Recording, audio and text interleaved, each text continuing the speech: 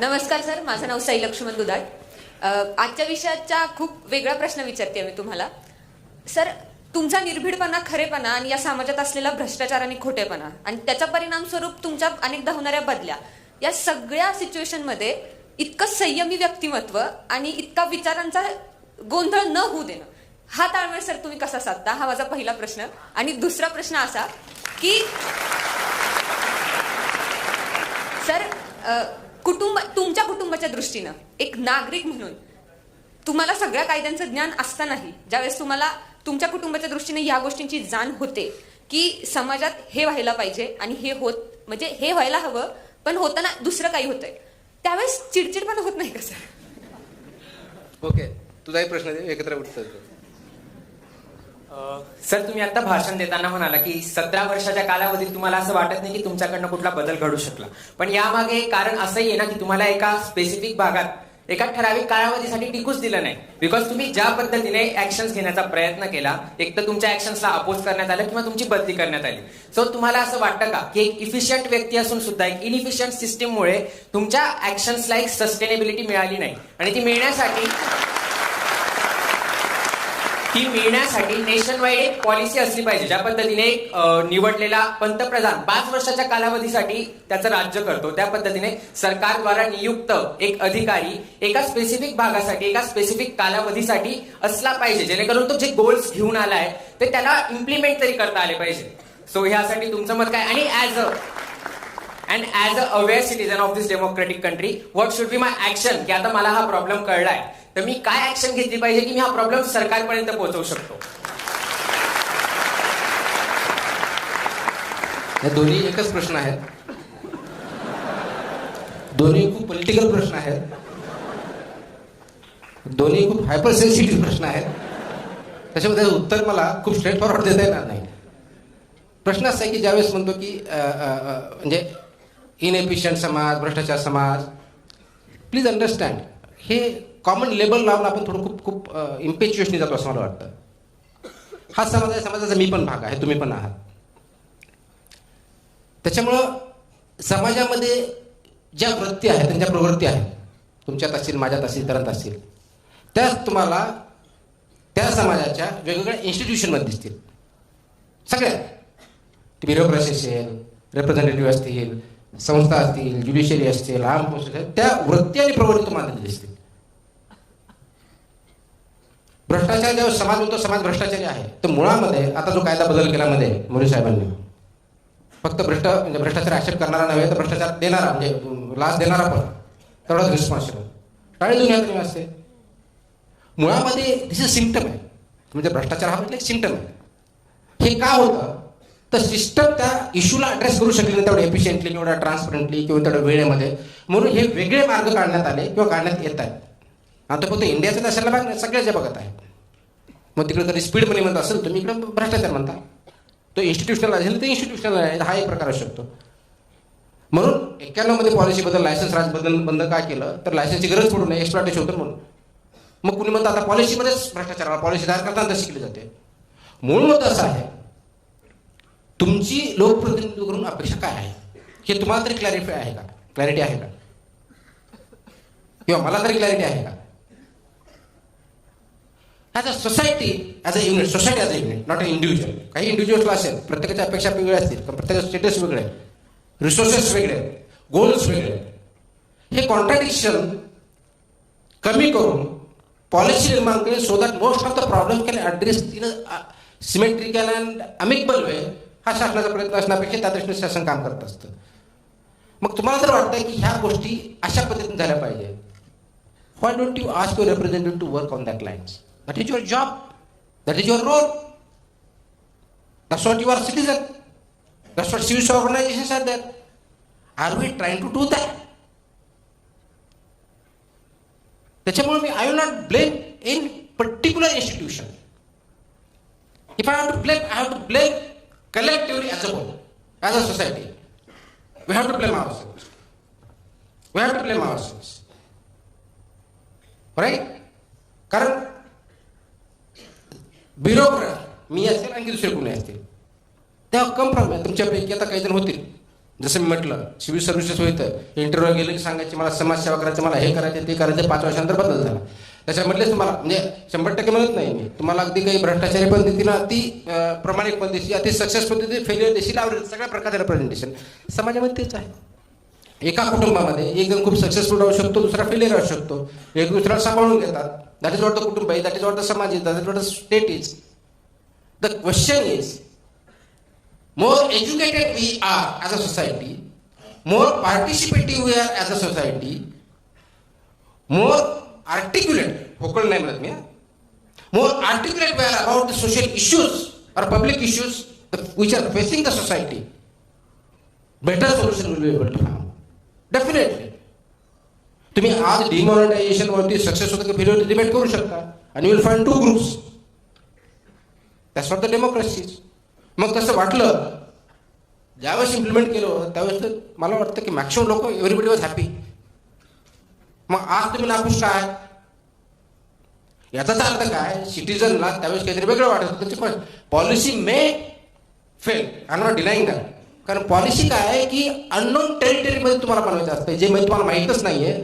जो प्रॉब्लेम आहे त्याला सोल्युशन देण्यासाठी पॉलिसी त्याचं उत्तर आहे, लॉ त्याचं उत्तर आहे, कायदा त्याचं उत्तर आहे.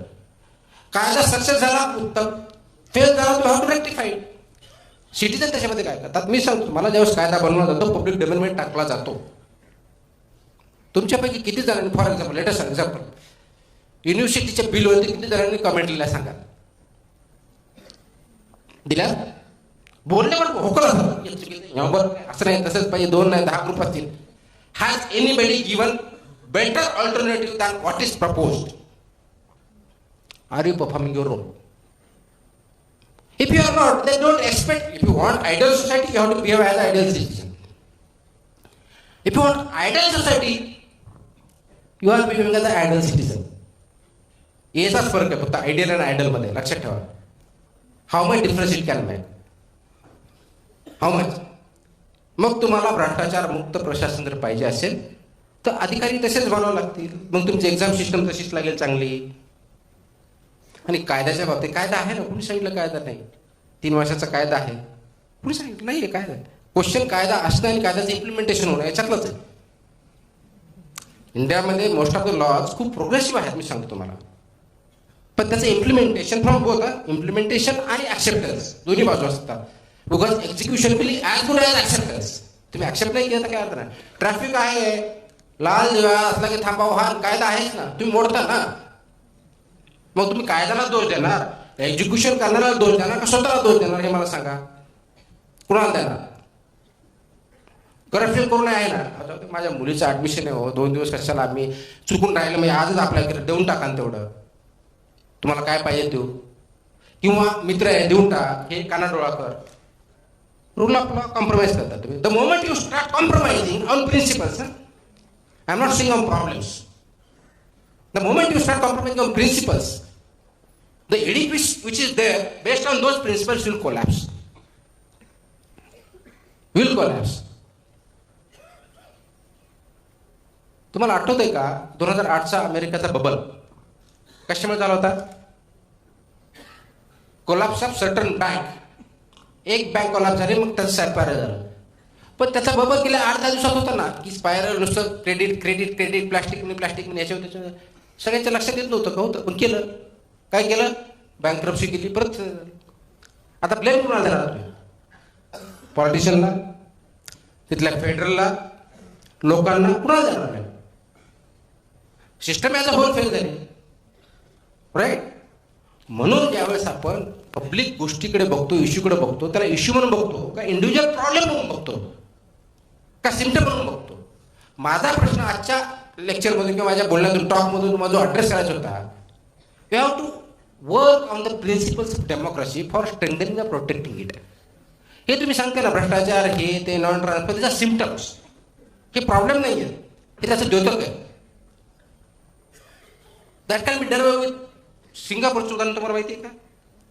आय डोंट नो किती जणांनी सिंगापूरच्या बाबतीत माहिती. 2000 आणि 2010 वर्षाच्या काळामध्ये 2000ला सिंगापूर म्हणजे हिअर इकडे तिकडे होतं, the worst corrupt, most corrupt country in the world for your information.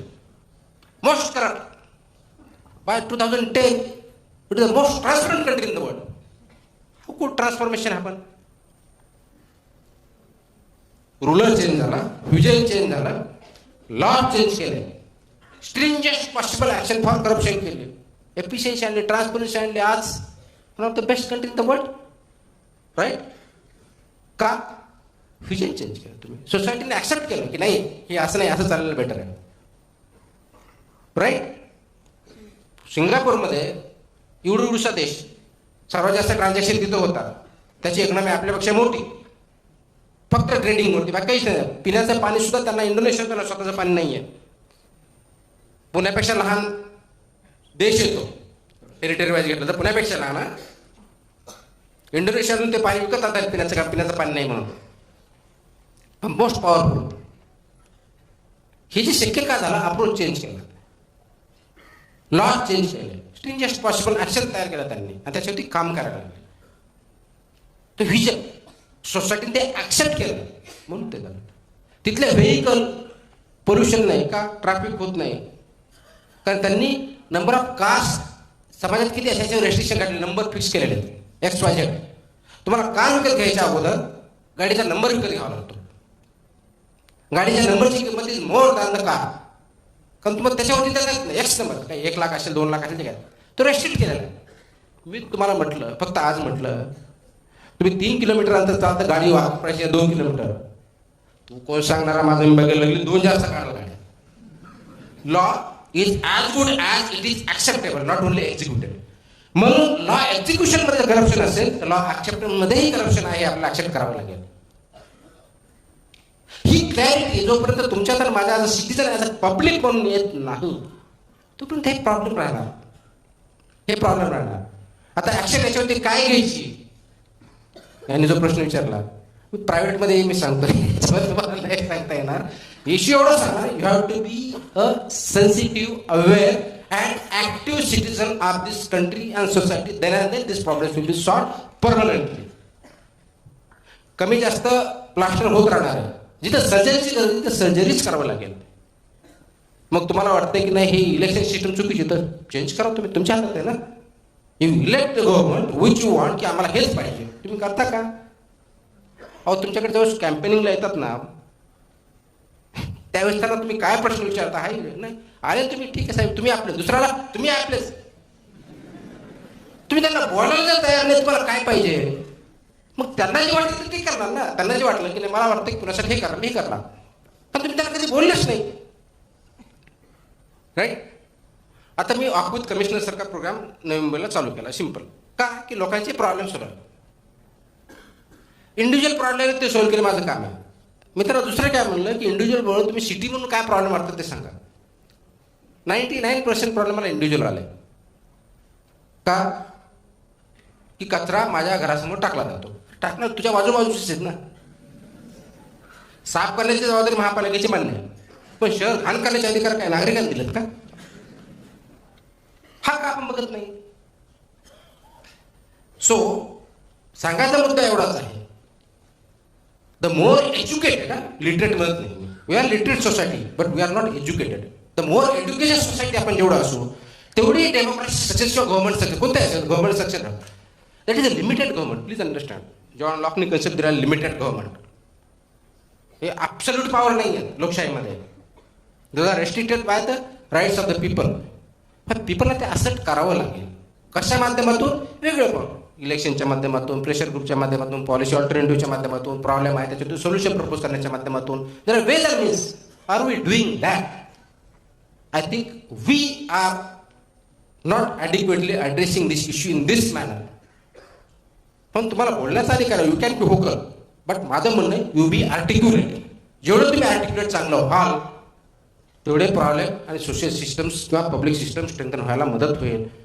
आणि माझा तोच आजचा उद्देश होता. नागरिकांची भूमिका, कर्तव्य प्रत्येकजण पार पाडत असेल, तुम्ही कर्तव्याबद्दल बोलत नाही, तुम्ही तुमची भूमिका ॲज अ नागरिक म्हणून पार पाडत आहात हा खरोखर प्रश्न विचारा. ऑटोमॅटिक सोल्युशन तयार होतील. मला वाटतं I think this should answer your question.